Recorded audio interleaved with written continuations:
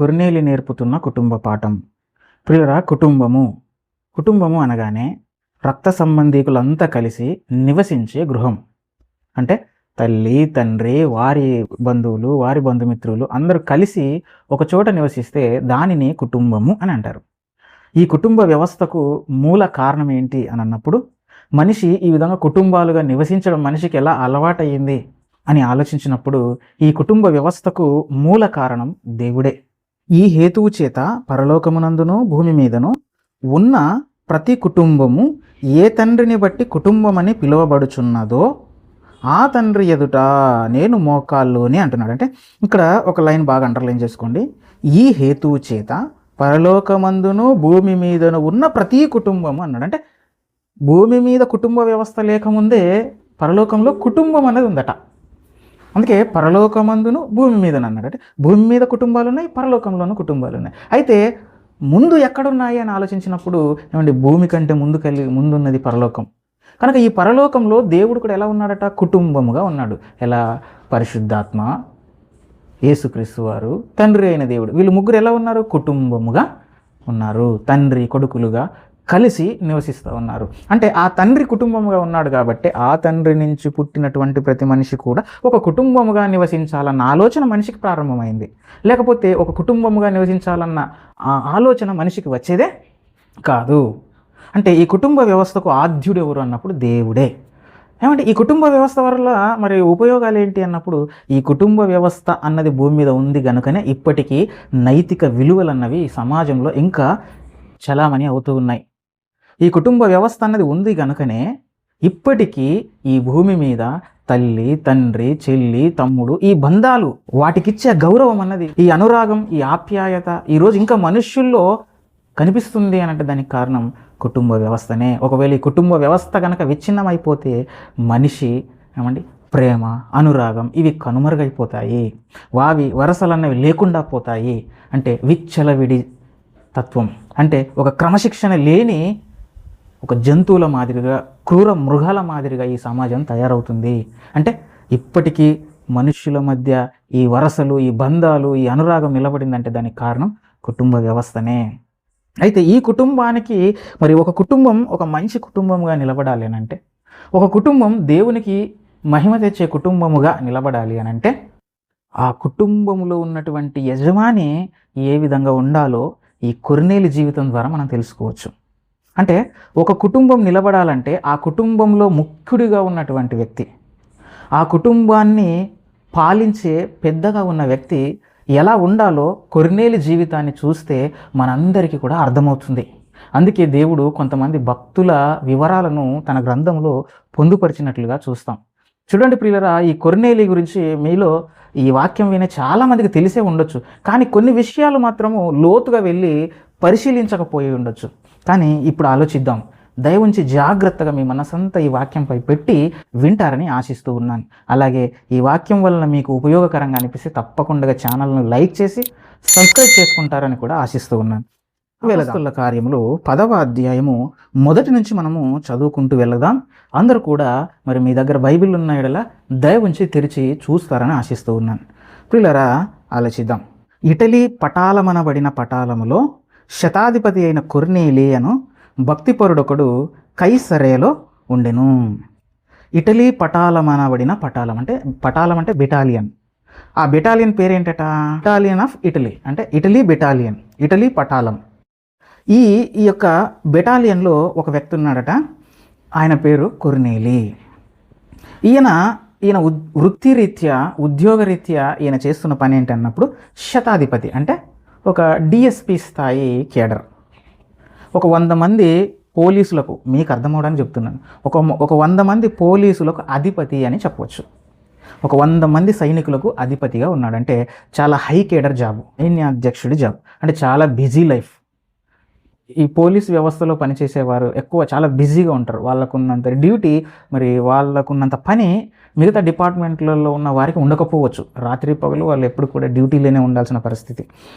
అయితే అలాంటి జాబ్లో ఉన్నటువంటి, అంత గొప్ప స్థాయిలో ఉన్నటువంటి ఈ కొర్నేలి ఎలాంటి వాడు అంటే భక్తిపరుడు అట. ఆయనకు దేవుడిచ్చిన టైటిల్ ఏంటంటే భక్తిపరుడు. నిజానికి ప్రియులారా ఆలోచించండి, పోలీస్ డిపార్ట్మెంట్లో పనిచేసే ఏ అధికారి అయినా సరే భక్తిపరుడుగా ఉంటారు అంటే చాలా చాలా రేర్. ఎందుకంటే పోలీస్ డిపార్ట్మెంట్లో ఉండేవారి బిహేవియర్ ఎలా ఉంటుందో మనకు తెలుసు. ఎక్కడైనా రోడ్డు మీద కానీ ఎవరైనా ఒక క్రిమినల్తో వాళ్ళు మాట్లాడే మాటలు ఎంత బూతులు వారి నోటి నుండి వస్తాయో కూడా మనకు తెలుసు. అంటే చాలా ర్యాష్గా ఉంటారు, ప్రేమగా ఉండరు. ఎక్కువ మంది పోలీసులు ఉండొచ్చు, కానీ ఎక్కువ మంది ఈ యొక్క మరి ఈ సైన్యంలో పనిచేసేవారు ఎవరైనా సరే వారి యొక్క బిహేవియర్ అనేది చాలా ర్యాష్గా ఉంటుంది. అందులో మళ్ళీ భక్తిపరులు అంటే ఇంకా ఇంకా చాలా కష్టం. కానీ అలాంటి జాబ్లో ఉన్నటువంటి వ్యక్తి కూడా ఎలా ఉన్నాడంటే భక్తిపరుడట. ఆయన కైసరయ అనే ఊరిలో ఉన్నాడు. ఈయన ఎంత భక్తిపరుడు అని అంటే చూడండి పిల్లలు, 2వ వచనం. అతడు తన ఇంటి వారందరితో కూడా దేవుని యందు భయభక్తులు గలవాడై ఉన్నాడు. తను మాత్రమే భక్తిపరుడు కాదట, తనతో పాటు తన కుటుంబాన్ని కూడా భక్తులుగా మార్చేశాడట. ఏమండి, ఈరోజు సమాజాన్ని కనుక మనం ఆలోచిస్తే ఒక ఇంట్లో అందరూ భక్తులుగా ఉండడం అనేది చాలా చాలా కష్టం. తమ్ముడు భక్తిపరుడైతే అన్న భక్తిహీనుడు, అక్క భక్తిపరురాలైతే తల్లి ఏమో సీరియళ్ళు సినిమాలు చూస్తూ తిరుగుతూ ఉంటారు. అంటే భర్త ఏమో తాగుబోతైతే భార్య ఏమో ప్రతిరోజు చర్చిలో ప్రార్థన చేస్తూ ఉంటుంది. అంటే ఒక కుటుంబంలో అందరికందరూ భక్తులుగా ఉండడం అన్నది చాలా కష్టం. అంతెందుకండి, సొంత ఇంట్లో వారిని యేసుక్రీస్తు వారే మార్చలేకపోయారు. ఇక ఆలోచించండి ఎంత కష్టమో ఇంట్లో సొంత వారిని మార్చడం అన్నది. సొంత తమ్ముళ్ళే యేసుక్రీస్తు వారిని నమ్మలేదు, సొంత చెల్లెళ్ళే యేసుక్రీస్తు వారి ఎడల విశ్వాసం ప్రదర్శించలేదు. అంటే కుటుంబం వారిని మార్చడం అన్నది చాలా కత్తి మీద సాము లాంటిది. అలాంటిది ఒక పోలీసు వ్యవస్థలో ఉండి నిత్యం బిజీగా గడిపే ఈ కొర్నేలి, ఆయన జీవితం ద్వారా మనం నేర్చుకోవాల్సింది ఏంటంటే కుటుంబాన్ని కూడా మార్చుకోగలగాలి, కుటుంబంతో సహా భక్తి కలిగి ఉండాలి అన్న విషయం ఈయన జీవితాన్ని ఆలోచించినప్పుడు మనకు బోధపడుతుంది. కుటుంబంతో సహా భక్తిపరుడై ఉన్నాడట. ఆ తర్వాత ప్రజలకు బహుధర్మము చేయుచు ఎల్లప్పుడూ దేవునికి ప్రార్థన చేయవాడు. 2వ పాయింట్ ఏంటంటే ధర్మాలు చేస్తున్నాడట, దానితో పాటు ఎల్లప్పుడూ దేవునికి ప్రార్థన. అంటే ఏమండి, చెప్పాను కదా మీకు, పోలీస్ జాబ్ అన్నది 24 అవర్స్ డ్యూటీ. అది సమయం అన్నది దొరకదు. ఎప్పుడు దేశ రక్షణ కోసమో లేకపోతే రాజు అంటే అధికారుల భద్రతను చూసుకోవడం, పర్యవేక్షించడం, ఇలాంటి ఎప్పుడు 24 అవర్స్ అదే పనిలోనే ఉండాలి. అంటే చాలా బిజీ లైఫ్ వాళ్ళది. అలాంటి బిజీ జాబ్లో ఉన్నా కానీ చూడండి ఎప్పుడు కూడా ఏం చేస్తాడట, ప్రార్థన, ఎల్లప్పుడూ ప్రార్థన. అంటే అతని జీవితంలో మనం చూసి అతని భక్తిని చూసి నేర్చుకోవాల్సిన 2వ పాయింట్ ఏంటంటే ప్రతి కుటుంబ యజమాని కూడా ఎప్పుడు కూడా అనబడిన వాడు ఎవరైనా సరే ఎల్లప్పుడూ ప్రార్థన చేయవాడై ఉండాలి. అంటే ఈరోజు మనకు ఏ పని పాట లేకపోయినా 14 గంటలు రెస్ట్ తీసుకొని 8 గంటలు నిద్రపోయినా కానీ ఏమంటే 16 గంటల సమయం దొరుకుతుంది కొంతమందికి. 8 గంటలు నిద్రపోయినా 16 గంటలు ఫ్రీగా ఉండేవాళ్ళు కూడా చాలామంది ఉంటారు. కానీ అంత ఫ్రీగా ఉండేవారైనా సరే ఎల్లప్పుడూ ప్రార్థన చేసే మనసు ఉంటుందా? ఉండదు, చాలా కష్టం. మనకి అంత టైం దొరికినా మనం ప్రార్థన చేసుకోలేం. కానీ ఏ సమయమే లేనటువంటి ఎప్పుడు బిజీగా గడిపే కొర్నేలి మాత్రం ఎప్పుడు కూడా ప్రార్థన చేయడం అనేది మానడం లేదట. దానితో పాటు ధర్మ కార్యాలు కూడా చేస్తున్నాడట. ఒట్టి భక్తే కాదు, కొంతమంది ఉంటారు భక్తి మాత్రమే చేస్తారు, క్రియలలో మాత్రం ఏం చూపించలేం. భక్తిగా ఉంటాం కానీ క్రియలలో కూడా చూపించేవారు చాలా తక్కువ. ఇక్కడ చూడండి, ఈయన భక్తి చేస్తున్నాడు, దానితో పాటు తాను చేస్తున్న భక్తిని క్రియలలో కూడా చూపిస్తూ ఉన్నాడు. అంటే ధర్మ కార్యాలు చేస్తూ ఉన్నాడు, అనేకులకు అనేకమైనటువంటి సేవా కార్యక్రమాలు కూడా జరిగించాడట. ఇంత భక్తిపరుడు కాబట్టి ఏమండి, దేవుడే తన దగ్గరికి వచ్చేసాడు. ఇంత గొప్ప లక్షణాలు కలిగి ఉన్నాడు కాబట్టి దేవుడే దిగిపోయి కొర్నేలి అని పిలుస్తున్నాడు. పిలవగానే ఈయన ప్రార్థన చేయడానికి వెళ్ళిపోయాడట. ఒకసారి చదువుకుందాం. 3వ వచనం. పగలు ఇంచుమించు 3 గంటల వేళ దేవుని దూత అతని యొద్దకు వచ్చి కొర్నేలి అని పిలుచుట దర్శనమందు అతనికి తేటగా కనబడెను. ఎప్పుడట? ఇంచుమించు పగలు 3 గంటలప్పుడట. అప్పుడు దేవుడు దిగిపోయాడు. దేవుని దూత వచ్చేసి దర్శనమందు వచ్చి పిలుస్తుంది, కొర్నేలి అని పిలుస్తుంది. పిలవగానే చాలా భయపడిపోయాడు. ఎవరు నన్ను పిలుస్తున్నది అని అనుకున్నాడేమో. భయపడిపోయి చూడండి పిల్లరా, అతడు దూత వైపు తేరి చూచి భయపడి ప్రభువా ఏమని అడిగాను. వెంటనే అర్థమైపోయింది, నాకు ప్రత్యక్షమైంది దేవుడు అని అర్థమైపోయి అప్పుడు అంటున్నాడు, ప్రభువా ఏమి అని అడగగానే అప్పుడు ఆ దూత అంటున్న మాట మీరు కనుక చూస్తే ప్రియులరా, నీ ప్రార్థనలను నీ ధర్మకార్యములను దేవుని సన్నిధికి జ్ఞాపకార్థముగా చేరినవి. నాయన దేవుని సన్నిధికి ఏమి జ్ఞాపకార్థంగా వెళ్ళిపోయాయట? అతడు చేస్తున్న ప్రార్థన, అతడు చేసిన ధర్మకార్యాలు. అంటే అతని ప్రార్థన, అతని ధర్మకార్యాలు ఎవరి సన్నిధికి వెళ్ళిపోయాయి? దేవుని సన్నిధికి వెళ్ళిపోయాయి. ఎలా వెళ్ళిపోయాయి? కొర్నేలి జ్ఞాపకార్థంగా అక్కడికి వెళ్ళిపోయాయట. అంటే ఇక్కడ ఆలోచిద్దాం, కొంచెం ఇక్కడ బాగా ఆలోచించండి ప్రియులారా. ఈరోజు చాలామంది కోట్ల రూపాయలు, కోట్ల ఆస్తులు కలిగి ఉన్నా కానీ ఏమండి మంచి పనులు అనగా ధర్మకార్యాలు చేయడంలో మాత్రం చాలా పిసినితనంగా వ్యవహరిస్తూ ఉంటారు.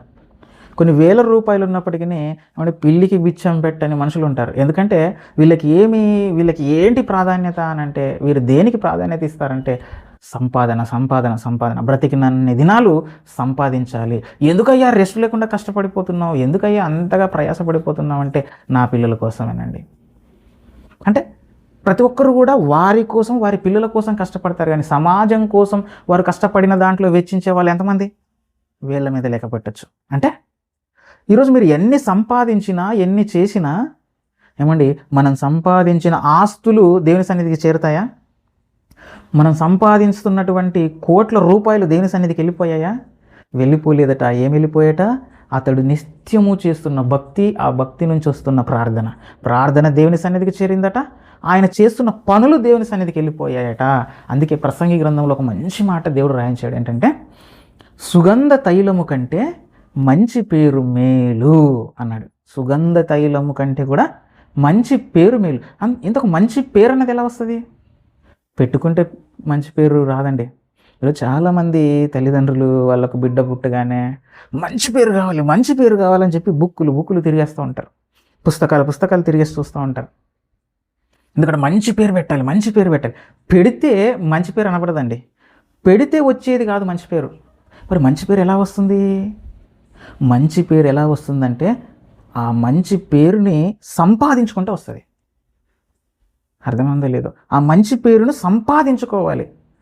ఏమండి, ఈరోజు మంచి పేరు ఏసన్న అని పెట్టుకుందాం. మంచి పేరు ఏసన్న అని పేరు పెట్టుకున్నాడు, కానీ అతడు చేసే ప్రతి పని యాసనే. అంటే యాసన్న. పాపన్న అని పేరు పెట్టుకున్నాడు. పేరు చాలా బాగాలేదు కదా, పాపన్న. పాపన్న ఏంటి? పాపే. పేరు బాగాలేదు అనుకుంటాం, కానీ పాపన్న. కానీ ప్రతిరోజు ప్రార్థన, పరిశుద్ధత అన్నది కలిగి ఉన్నాడు. అంటే ఇప్పుడు పాపన్న గ్రేట్ అంటారా, ఏసన్న గ్రేట్ అంటారా అని అంటే ఖచ్చితంగా పాపన్ననే గ్రేట్. అంటే పేరును బట్టి మనిషిని మనం డిసైడ్ చేయలేం. మంచి పేరును బట్టి వాడు మంచివాడు అనలేం. ఎప్పుడు మంచివాడు అవుతాడు? అతడు చేసే పనులు. అసలు ఈ సందర్భాన్ని అక్కడ భక్తుడైన ప్రసంగి ఆ సందర్భాన్ని ఎందుకు ప్రస్తావించాడన్నప్పుడు కింద ఒక మాట రాయబడింది. ఏంటంటే విందు జరుగుచున్న ఇంటికి పోవుట కంటే ప్రలాపించుచున్న వారింటికి పోవుట మేలు అన్నాడు. అంటే విందు జరుగుచున్న వారింటికి పోవడం కంటే ప్రలాపించుచున్న వారింటికి పోవడం మేలు. ఎందుకు అంటే భక్తుడైన ప్రసంగి గారు ఆ మాట మంచి పేరు మేలు అనడానికి అతనికి ప్రేరణనిచ్చింది ఏంటంటే ఏమండి, చనిపోయిన చోటుకి వెళ్ళాడట. ఆ చనిపోయినటువంటి ఆ చోటును జ్ఞాపకం చేసుకుంటూ ఆ యొక్క చనిపోయిన చోట కనిపించినటువంటి ఆ సందర్భాన్ని ఆలోచించి భక్తుడు పలికిన మాట ఏంటంటే, నాయన చచ్చిపోయే రోజు మన వెంట ఏ ఆస్తి రాదు, చిల్లిగవ్వ మన వెంట రాదు, దిగంబరిగా వస్తాడట, దిగంబరిగానే వెళ్ళిపోతాడట. అతడు ఏ ప్రకారముగా తల్లి గర్భం నుండి వచ్చానో ఆ ప్రకారంగానే మరలా తిరిగి వెళ్ళిపోవును. అంటే అసలు ఏమి పట్టుకెళ్ళడు. ఏమంటే అలెగ్జాండర్ మీకు తెలుసు, ప్రపంచాన్ని జయించినటువంటి గొప్ప చక్రవర్తి. ఆ చక్రవర్తి గారు చనిపోతూ ఒక మంచి, మీకు అందరికి తెలిసే ఉంటుంది, ఒక పని చేయమని చెప్పాడు. ఏంటంటే తన దగ్గర ఉన్న సేవకులను పిలిచిన, ఆయన నేను చచ్చిపోయిన తర్వాత నన్ను పెట్టెలో తీసుకెళ్ళేటప్పుడు మీరు పెట్టెను మూస్తారు కదా, మూయండి, కానీ నా చేతులు మాత్రం బయటికి ఇలా పెట్టండి అన్నాడట. ఎందుకయ్యా అలా చేయాలనంటే, ఇదిగో నా జీవితం అనేక మందికి పాఠం కావాలి. ఏం పాఠం? ఈరోజు చాలామంది బ్రతకడానికే ఏమండి 24 hours కేటాయించే వాళ్ళు చాలామంది ఉంటారు. 24 గంటలు బ్రతకడానికే. బ్రతకాలి, సంపాదించాలి, వీలైనంత సంపాదించాలని చెప్పి సమయాన్నంతా సొంత పనులకే తినేస్తూ ఉంటారు. దేవునికి కేటాయించే సమయం కూడా లేకుండా కష్టపడుతూ ఉంటారు చాలామంది. అలాంటి వారందరికీ పాఠం కావాలి. ఏంటంటే కోట్ల రూపాయలు సంపాదించాను, ప్రపంచంలో ఎన్నో దేశాలను జయించి ఎంతో బంగారము, వజ్రాలు, వైఢూర్యాలు నేను సమకూర్చుకున్నాను, కానీ నా ప్రాణాలు మాత్రం నేను కాపాడుకోలేకపోయాను. చిన్న దోమ కుట్టడం ద్వారా నేను చనిపోతా ఉన్నాను కదా. ఇంతమంది గొప్ప గొప్ప డాక్టర్లు నా చుట్టూ ఉన్న నా ప్రాణాన్ని రక్షించలేకపోయారు కదా. ఇదిగో నేను చనిపోతే ఇప్పుడు నేను ఇంత సంపాదించిన ఈ ఆస్తి నా వెంట ఏమన్నా వస్తుందో రాదు. కాబట్టి నన్ను చూసిన ప్రతి ఒక్కరు ఏం నేర్చుకోవాలి అని అంటే, అలా చేతులు చాచిన నన్ను చూసి ప్రపంచాన్నే జయించాడు, కానీ తన వెంట ఒక్క రూపాయి కూడా తీసుకెళ్లడం లేదు చూడు, వట్టి చేతులతో వెళ్ళిపోతున్నాడన్న ఒక మెసేజ్ ఈ సమాజానికి ఇవ్వాలి అని చెప్పి తన చివరి దినాల్లో అనుకున్నాడు. అంటే భూమి మీద నిలిచేది ఏంటి అని అంటే, మనం చనిపోయిన తర్వాత మన పేరు తెలవగానే వాహ్ అలా బ్రతకాలి అని ప్రజలందరూ నేను చూసి ఇన్స్పైర్ అవ్వాలి తప్ప, పోయాడు రా దరిద్రుడు బాగుపోయాడు అని అన్నారనుకోండి, ఇక అది మనం సంపాదించిన పేరు మంచి పేరు కానే కాదు. అందుకే అన్నాడు, నాయన ఈరోజు నీకు స్వర్గాన్ని ఇచ్చేవి ఏంటివి అన్నప్పుడు, కోట్ల రూపాయలు సంపాదిస్తే నీకు స్వర్గం రాదు. నీకు స్వర్గం, పరలోకం ఇచ్చేటువంటివంటే నువ్వు సంపాదించిన ఆస్తి చేత 10 మందిని నువ్వు సంపాదించుకుంటేనే. అంటే ధర్మకార్యాలు, ప్రార్థన, భక్తి, ధర్మకార్యాలు, భక్తి, మంచి పనులు, ఈ మంచి పనులు, ఈ భక్తి నువ్వు చేస్తేనే ఎక్కడికి వెళ్ళిపోతాయట, అవి దేవుని సన్నిధికి వెళ్ళిపోతాయి. అంటే మన వెంట ఆస్తి రాదు, కానీ మన వెంట మన క్రియలు వస్తాయి. మనం చేసే మంచి పనులైనా, మనం చేసే చెడ్డ పనులైనా మన వెంట వచ్చేటివి పనులే. అందుకే కొర్నేలి గారు అంత కోటీశ్వరుడైనా కానీ తాను మాత్రం తన స్వార్థానికి వాడుకోలేదు, ప్రజల కోసం, సేవ కోసం వెచ్చించాడు పిల్లలు. అందుకే ఆయన ప్రార్థన, ఆయన ధర్మకార్యాలు దేవుని సన్నిధికి జ్ఞాపకార్థంగా చేరేసరికి దేవుడు కబురు పెట్టాడు దూతకి, వెళ్ళిపో, నా కుమారుడైన కొర్నేలి దగ్గరికి వెళ్ళిపో అని చెప్పి ఒక శుభవర్తమానం తీసుకొచ్చాడు. ఏంటంటే, నాయన సీమోనను మారుపేరు గల పేతురు అనబడినటువంటి దైవజనుడు సముద్రపు ధరినటువంటి చర్మకారుని ఇంట్లో దిగియున్నాడు. అంటే చెప్పులు కుట్టేవాని ఇంట్లో దిగియున్నాడు. కాబట్టి నువ్వు వెంటనే నీ మనుషులకు కబురు పంపి ఆయనను నీ ఇంటికి పిలిపించుకో అని దర్శనంలో తేటగా చెప్పాడు. చెప్పగానే వెంటనే ఇప్పుడు చూడండి ప్రియులరా, 7వ వచనం, అతనితో మాట్లాడిన దూత వెళ్ళిన పిమ్మట అతడు తన ఇంటి పనివారిలో 2 తన యొద్ద ఎల్లప్పుడూ కనిపెట్టుకుని ఎండువారిలో భక్తిపరుడు ఒక సైనికుని పిలిచి వారికి ఈ సంగతులన్నీ వివరించి వారిని యొప్పేకు పంపినట్టు యొప్పేలో దిగి ఉన్నాడు. ఇక్కడ చూడండి, ఇందులో కూడా చూడండి, ఆయన తన ఇంటి వారితో భక్తి కలిగి ఉన్నాడు, మళ్ళీ తన ఇంట్లో పనిచేసే పనివారిలో కూడా భక్తులను తయారు చేశాడు. చూడండి ఎంత భక్తిపరుడు ఏంటాడు పిల్లరా. అంటే వేషధారణతో కూడిన జీవితం కొర్నేలిది కాదు. అంటే బయట ఒక రూపం, లోపల ఒక రూపం కాదు. బయట ఎలాగైతే ఉంటాడో లోపల కూడా, ఇంట్లో కూడా అంతే భక్తి కదా. అందుకే చూడండి, తన దగ్గర పనిచేసే సైనికులను కూడా భక్తులుగా చేశాడట. ఎంత గొప్పవాడు ప్రియులరా. వెంటనే మొత్తం జరిగిందంతా చెప్పాడు. వీళ్ళు సిద్ధమై ఆ యొప్పేకు ప్రయాణమై వెళ్ళిపోతూ ఉన్నారు. ఈ సందర్భంలో ఏం జరిగిందంటే, పేతురు గారికి కూడా ఒక దర్శనం వచ్చింది. బాగా ఆకలిగా ఉన్నాడు. ఆకలిగా ఉన్నటువంటి ఆ సందర్భంలో ఏమండి, ఆయన ఇంచుమించు 3 గంటలప్పుడు ప్రార్థన చేయడానికి మెద్ది మీదకి వెళ్ళిపోయాడట. అలా వెళ్ళిపోయినప్పుడు ఒక ఆకాశం 11వ వచనం, ఆకాశం తెరవబడుటయు 4 చెంగులు పట్టి దింపబడిన పెద్ద దుప్పటి వంటి ఒక విధమైన పాత్ర భూమి మీదకి దిగివచ్చుటయు చూచాను. అప్పుడు ఆ దర్శనంలో ఆయన ఏం చూస్తున్నాడనంటే, ఒక పెద్ద దుప్పటి ఉండి ఒక పెద్ద పాత్రట భూమి మీదకి ఆకాశం నుంచి అలా దిగి వస్తుందట. ఏమున్నాయి ఆ పాత్రలు అంటే, పక్షులు, ప్రాకే పురుగులు, చతుష్పాద జంతువులు, అన్ని రకాల పురుగులు, పక్షులు, జంతువులు ఉన్నాయట. అప్పుడు దేవుడు అన్నాడు వాటిని చూపించి, వీటిని చంపుకొని తినన్నాడు. అంతే, చంపుకొని తినగానే అప్పుడు పేతురు గారు ఇస్తున్న సమాధానం ఏంటంటే, నాయన అంటున్నాడు చూడండి, ఆయన ఏమంటున్నాడు అంటే, వద్దు ప్రభువా, నిషిద్ధమైనది, అపవిత్రమైనది ఏదైనా నేను ఎన్నడూ తినలేదని చెప్పాడు. నాయన నేను ఇవి తినను, నిషిద్ధం, నువ్వు తినొద్దన్నవి ధర్మశాస్త్రంలో రాయబడిన విధంగా ఏవైతే నిషిద్ధం అని చెప్పారో అవి నేను ఎన్నడూ, అపవిత్రమైన వాటిని నేను ఎన్నడూ ముట్టుకోలేదు, తినలేదు అని అంటే, అప్పుడు దేవుడు అన్న ఒక మంచి మాట చూడండి, దేవుడు పవిత్రము చేసిన వాటిని నువ్వు నిషిద్ధమైన వాటిగా ఎంచవద్దని మరలా 2వ మారు ఆ శబ్దము అతనికి వినబడెను. మరలా చెప్పాడు, దేవుడే దాన్ని పవిత్రం చేసినప్పుడు ఇక నిషిద్ధమైనవని నువ్వెందుకు ఎంచుకుంటావు? చట్టం చేసిన వాడే ఒకనాడు తినొద్దని చెప్పినవాడు ఈరోజు తిను అంటున్నాడంటే దాని అర్థం దేవుడే వాటిని పరిశుద్ధముగా ఎంచినప్పుడు ఇక నీవెందుకు సంశయిస్తావు, తిను అన్నాడు. అంతే. అలా అని వెంటనే మాయమైపోయాడు. ఇప్పుడు దీని గురించి ఆలోచిస్తూ ఉన్నాడు. ఎవరు? పేతురు గారు ఆలోచిస్తూ ఉన్నాడు. ఏమై ఉండదు, దీని అర్థం ఏంటి, ఎందుకు నాకు ఈ దర్శనం కలిగింది అన్నప్పుడు అలా ఆలోచిస్తూ ఉండగానే కొర్నేలి పంపిన మనుషులు ఆ చోటుకు వచ్చారు. చూడండి 18వ వచనం, వాకిట నిలిచి ఇంటి వారిని పిలిచి, పేతురు అను మారుపేరు గల సీమోను ఇక్కడ దిగి ఉన్నాడా అని అడిగిరి. అడగగానే పేతురు ఆ దర్శనం గురించి యోచించుచుండగా ఆత్మ, ఇదిగో 3 మనుష్యులు నిన్ను వెతుకుచున్నారు, నువ్వు లేచి క్రిందికి దిగి సందేహింపక వారితో కూడా వెళ్ళుము, నేను వారిని పంపియున్నానని అతనితో చెప్పాను. పేతురు ఆ మనుష్యుని యొద్దకు దిగి వచ్చి, ఇదిగో మీరు వెదకువాడని నేనే, మీరు వచ్చిన కారణమేమని అడిగాడు. ఇది జరిగింది. ఇప్పుడు ఆ కారణాన్ని చెప్తా ఉన్నారు చూడండి. అందుకు వారు, నీతిమంతుడును దేవునికి భయపడువాడును యూద జనులందరి వలన మంచి పేరు పొందినవాడునైన శతాధిపతియగు కొర్నేలి అని ఒక మనుష్యుడున్నాడు, అతడు నిన్ను తన ఇంటికి పిలువనంపించి నీవు చెప్పు మాటలు వినవలనని పరిశుద్ధ దూతల వలన బోధింపబడినని చెప్పిరి. ఎందుకు వచ్చామయ్యా అంటే, మేము కైసరేలో ఇటలీ పటాలం అనబడినటువంటి పటాలంలో భక్తిపరుడైన ఎవరు కొర్నేలి ఉన్నాడు. ఆయన నీతిమంతుడుగా యూదుల వలన ఎంచబడ్డాడు. ఆయన మరి తన పరిశుద్ధ దూతల చేత బోధింపబడి నీ ద్వారా మాటలు వినాలి, నీ ద్వారా వాక్యం వినాలి అని చెప్పి మమ్మల్ని నిన్ను తీసుకురమ్మని చెప్పి పంపించాడు అన్న సమాచారము ఎప్పుడైతే పేతురు గారికి ఆ వచ్చిన మనుషులు తెలియజేశారో, అప్పుడు దేవుడు చెప్పిన విధముగా వెంటనే మరో మాట చెప్పకుండా వారితో పాటు ప్రయాణమై వెళ్ళిపోయాడు. అంటే చూడండి, కొర్నేలి భక్తి దేవుణ్ణే తన ఇంటికి తీసుకొచ్చింది చూడండి. అంటే దేవుడే దిగొచ్చేసాడు చూడండి కొర్నేలి గారి ఇంటికి, కుటుంబంలోకి. అంటే దేవుడే నిన్ను దర్శించే విధమైన భక్తి నువ్వు చెయ్యాలి. ఇప్పుడు చూడండి కొర్నేలి ఏం చేస్తున్నాడు, అలా వస్తున్నారన్న సమాచారం తెలియగానే చూడండి ప్రియులరా, 24వ వచనం, మరునాడు వారు కైసరయలో ప్రవేశించిరి. అప్పుడు కొర్నేలి తన బంధువులను ముఖ్య స్నేహితులను పిలిపించి వారి కొరకు కనిపెట్టుకొని ఉండెను.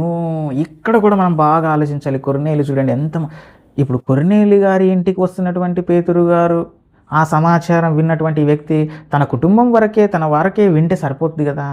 ఏం చేస్తున్నాడట, తన బంధువులను పిలిపిస్తున్నాడట. ఎక్కడెక్కడైతే చుట్టాలు ఉన్నారో తనకు తెలిసిన ప్రతి చుట్టాన్ని పిలిపించాడు, తన ప్రతి బంధువుని పిలిపించడం వాళ్ళే కాదండి, తన ముఖ్య స్నేహితులు, బెస్ట్ ఫ్రెండ్స్ ఎవరైతే ఉంటారో, క్లోజ్ ఫ్రెండ్స్ ఎవరైతే ఉంటారో వాళ్ళని కూడా పిలిపించుకున్నాడట ఇంటికి. ఎందుకు? వాక్యం వినిపించాలనే. ఏమంటే తన పనివారిని పోగేసుకున్నాడు, తన బంధువులను పోగేసుకున్నాడు, తన క్లోజ్ ఫ్రెండ్స్ని పిలిపించుకున్నాడు, అందరిని పిలిపించుకొని పెద్ద మీటింగ్ లాగా అరేంజ్ చేశాడు చూడండి. భక్తుడు వస్తున్నాడు, బోధకుడు వస్తున్నాడు, సేవకుడు వస్తున్నాడు నా ఇంటికి అని చెప్పి ఆయన మాటలు అందరికీ వినిపించాలని చెప్పి ఏం చేస్తున్నాడు, అందరిని పోగేసి ఉన్నాడట, రెడీగా ఉన్నాడట. ఇక మీటింగ్ అరేంజ్ చేసేసి అన్ని సభకు అవసరమైనటువంటి అన్ని ఏర్పాటు చేసేసి ఇక అలా ఆయన కోసం ఎదురు చూస్తూ ఉన్నాడు. అలా పేతురు గారు రాగానే సాష్టాంగ నమస్కారం చేశాడు. సాష్టాంగ నమస్కారం. ఏమండి, సేవకులు, బోధకులు అంటే ఎంత గౌరవం ఉంది చూడండి ఆయనకు. నిజానికి నేనేంటి, నా హోదా ఏంటి, ఈ గర్వమేమి ఆయనలో కనిపించవు. ఇక్కడ పెద్ద ఆఫీసర్ బోధకుని పాదాల మీద సాష్టాంగ నమస్కారం చేయడం ఏంటి అంటే, సమాజంలో ఉన్నటువంటి తన పేరు ప్రఖ్యాతలు, తన యొక్క హోదా, ఇవన్నీ కూడా దేవుని దగ్గర ఆయననే పక్కన పెట్టేశాడు. ఎంత తగ్గింపు స్వభావం ఉంది. ఈరోజు చూడండి, చాలామంది చిన్న ఊరికి ఒక సర్పంచ్ అయితేనే లెక్క లేకుండా మాట్లాడేవారు, సేవకులన్నా లెక్క లేకుండా ఉండేవారు ఎంతోమందిని చూస్తాం. కనీసం ఏమంటే తన దగ్గర ఉన్న డబ్బును చూసుకొని కూడా సేవకుడు ఎదురొస్తే వందనాలు కూడా చెప్పలేనటువంటి దీనస్థితిలో ఈరోజు సంఘాల్లో, మన క్రైస్తవ సంఘాల్లో ఎంతోమంది కనిపిస్తూ ఉంటారు. ఎందుకంటే ఒక రకమైన అహంకారం, వెనక ఉన్నటువంటి ఉద్యోగాన్ని చూసుకోను, లేకపోతే వెనక ఉన్నటువంటి ఆస్తులు, ధనాన్ని చూసుకోను, ఏమంటే చాలా గర్వంగా ప్రవర్తిస్తూ ఉంటారు, చాలా చిన్న చూపు చూస్తూ ఉంటారు. కానీ కొర్నేలి వీళ్ళందరికంటే చాలా గొప్ప స్థాయిలో ఉన్నటువంటి వ్యక్తి. అలాంటి వ్యక్తి సాష్టాంగ నమస్కారం చేసి వెంటనే ఇప్పుడు చూడండి ఏం జరిగిందో. 27వ వచనం, నేను కూడా నరుడనే అని చెప్పి అతన్ని లేవనెత్తి అతనితో మాట్లాడుచు లోపలికి వచ్చి అనేకులు కూడియుండుట చూసిను. అనేకులు కూడినారట. అంటే ఆ ఇంట్లోకి రాగానే పెద్ద ఒక ఫంక్షన్ హాల్ మాదిరిగా అంటే చాలామందిని రెడీ పెట్టేశాడు. ఏంటి? వాక్యం చెప్పించడానికి. అంటే ఒక కుటుంబ యజమాని ఎలా ఉండాలో తెలుసా? కుటుంబంలో అనేకులకు, నీతో పాటు అనేకులకు వాక్యం వినిపించేవాడిగానే ఉండాలి. ఈరోజు ముఖ్యంగానండి కుటుంబ ప్రార్థన పెట్టుకునేవారు కరువైపోయారు ప్రియులారా. ఏమండి, సరే బంధువులను నువ్వు పిలిపించలేవు, నీ ముఖ్య స్నేహితులను నువ్వు పిలిపించుకోలేవు, కానీ కనీసం నీ ఇంటి వారికైనా వాక్యాన్ని వినిపించాలన్న ఉద్దేశంతో కుటుంబ ప్రార్థన పెట్టే స్థితిలో కూడా ఈరోజు చాలామంది లేరు ప్రియమైన దేవుని వారలారా. ఎందుకంటే ఎలాగో మనం చెబితే మన పిల్లలు మారరు, మనం చెబితే నువ్వు చెబితే నీ భర్త మారడు, నువ్వు చెబితే నీ భార్య మారదు. ఇక నువ్వు చెబితే మారినప్పుడు కనీసం ఒక సేవకుని ఇంటికి ఆహ్వానించి ఏమండి మంచి వాక్యాన్ని వినిపిద్దాం, కుటుంబంలో ఉన్నటువంటి పిల్లలకు వాక్యాన్ని వినిపిద్దాం, ఆ విధంగానే నా కుటుంబాన్ని మార్చుకుందాం అన్న తపన ఈరోజు ఎంతమందిలో ఉంది? కుటుంబ ప్రార్థన అన్నది ఈరోజు సమాజంలో నిజంగా ప్రతి ఇంటి దగ్గర కూడా జరగాల్సినది ఏంటంటే కుటుంబ ప్రార్థన చాలా ముఖ్యం. ఎందుకంటే దేవుడు ఒక మాట అన్నాడు, చూడండి ప్రియులరా, ఎవడైనను స్వకీయులను విశేషముగా తన ఇంటి వారిని సంరక్షింపకపోయినడెలా వాడు విశ్వాస త్యాగము చేసిన వాడై అవిశ్వాసి కన్నా చెడ్డవాడై ఉండును. బయటి వారిని మార్చలేవు, బయటికి వెళ్ళి వాక్యాన్ని చెప్పలేవు, చెప్పించలేవు. కానీ దేవుడు నీకు చివరిగా అవకాశం ఏమి ఇచ్చాడంటే కనీసం నీ ఇంటి వారినైనా నువ్వు మార్చుకోవాలి, ఇంటి వారికైనా వాక్యాన్ని చెప్పించాలి. బయటి వారికి ఎలాగో నువ్వు ఖర్చు చేసి పెట్టలేవు మీటింగ్, కనీసం నీ ఇంటి వారికి, కుటుంబం వారికైనా వాక్యాన్ని చెప్పించాల్సిన ఆ కనీస ధర్మం ప్రతి కుటుంబ పెద్ద పాటించాలి. ఒకవేళ ఇంటి వారిని సంరక్షింపకపోతే, అంటే తన కుటుంబం వారిని భౌతికంగా పోషించడం కానీ ఆత్మీయంగా రక్షించడం కానీ, అంటే భౌతికంగా వారిని పోషించాలి, పోషించకపోతే కూడా వాడు అవిశ్వాసే. అలాగే వారి ఆత్మలను రక్షించే వాక్యం కూడా చెప్పించాలి, అది చెప్పించకపోతే కూడా వాడు అవిశ్వాసి కన్నా చెడ్డవాడట. అంటే ఖచ్చితంగా ప్రతి కుటుంబంలో ఉన్నటువంటి ప్రతి యజమాని లేదా ప్రతి కుటుంబ సభ్యుడు చేయాల్సిన పని ఏంటంటే కనీసం తన కుటుంబం వారినైనా మార్చుకునే ప్రయత్నం చేయాలి. అలా మార్చుకునే ప్రయత్నంలో సేవకుల చేత నీ కుటుంబానికి వాక్యాన్ని వినిపించాలి. అదే కుటుంబ ప్రార్థన మాదిరిగా, గృహ కూడికల మాదిరిగా. లేకపోతే నువ్వు అవిశ్వాసి కన్నా చెడ్డవాడై ఉంటావు. అంటే కొర్నేలి జీవితం ద్వారా మనం ఏం నేర్చుకోవచ్చు? మొట్టమొదటిది ఏంటో తెలుసా? భక్తిపరుడు ఆయన. రెండోది కుటుంబంతో సహా భక్తి కలిగి ఉన్నాడు, అంటే కుటుంబాన్ని కూడా మార్చుకోగలిగాడు. అంటే తర్వాత ధర్మకార్యాలు, ఎంత ధనవంతుడైన తన కోసమే కాకుండా ఇదిగో ప్రజల సేవల కోసం, ప్రజల సేవ కోసం కూడా ధర్మకార్యాలు చేశాడు. తర్వాత నిత్యము ప్రార్థన చేసేవాడు. ఆ తర్వాత తన ముఖ్య స్నేహితులతో పాటు తన బంధువులందరికీ కూడా వాక్యాన్ని వినిపించే స్వభావం కలిగిన వాడు. అంటే ఈయన జీవితం ద్వారా ఈ క్వాలిటీస్ మనం ఖచ్చితంగా నేర్చుకోవాలి.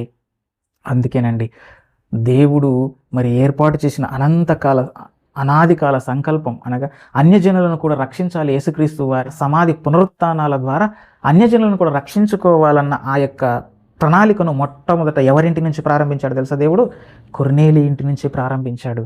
ఈ కొర్నేలి ఏమైనా యూదుడు అనుకుంటున్నారా? కాదు, ఈయన ఒక అన్యజనుడు.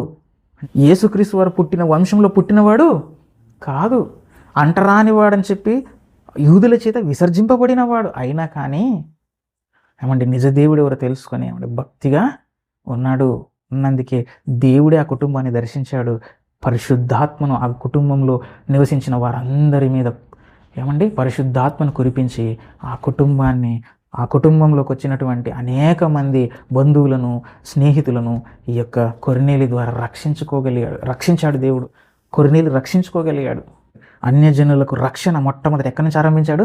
కొర్నేలి కుటుంబం నుంచే ఆరంభించాడు. అంటే ఇన్ని కోట్ల మందిలో, ఇన్ని కోట్ల కుటుంబాలలో కొర్నేలి కుటుంబాన్ని దేవుడు ఎందుకు ఎంచుకున్నాడంటే కొర్నేలిలో ఉన్నటువంటి ఈ క్వాలిటీసే దేవుడే తన ఇంటికి వచ్చేలా చేశాయి.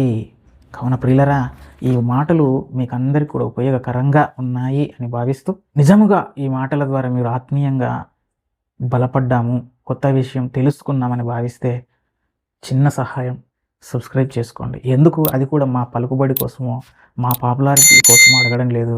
మేము ప్రయాసపడుతున్నాం, మా వంతుగా మేము చిన్నగా ప్రయాసపడుతున్నాం.